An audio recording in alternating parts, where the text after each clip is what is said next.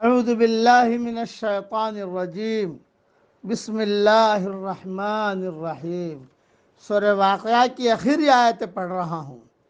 فلولا اذا بلغت الحلقوم، پس جبکہ روح نرخرے تک پہنچ جائے، وانتم حینئذ تنظرون، اور تم اس وقت آنکھوں سے دیکھتے رہو، وَنَحْنُ أَقْرَبُ إِلَيْهِ مِنْكُمْ وَلَكِنْ لَا تُبْصِرُونَ، ہم اس شخص سے بنسبت تمہارے بہت زیادہ قریب ہوتے ہیں لیکن تم نہیں دیکھ سکتے۔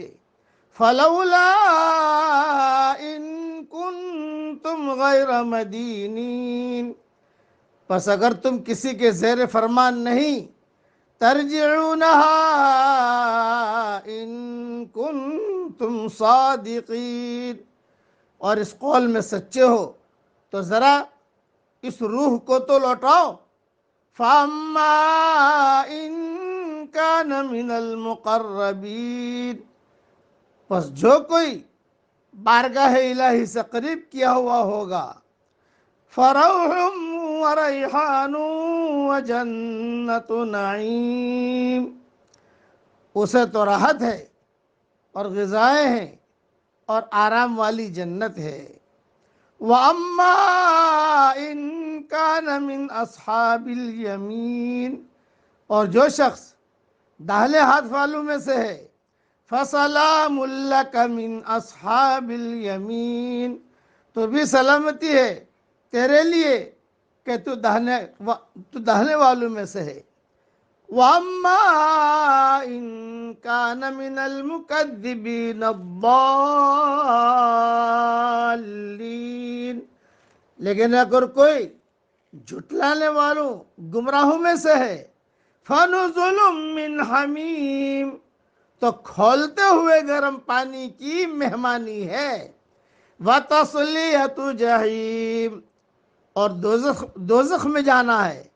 إِنَّ هَذَا لَهُوَ حَقُّ الْيَقِينِ، یہ خبر سراسر حق اور قطعاً یقینی ہے۔ فَسَبِّحْ بِاسْمِ رَبِّكَ الْعَظِيمِ، پس تو اپنے عظیم الشان پروردگار کی تسبیح کر۔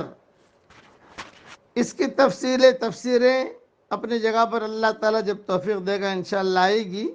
البتہ یہ جو آخری جملہ ہے، فَسَبِّحْ بِاسْمِ رَبِّكَ الْعَظِيمِ، پس تو اپنے عظیم الشان پروردگار کی تسبیح کر۔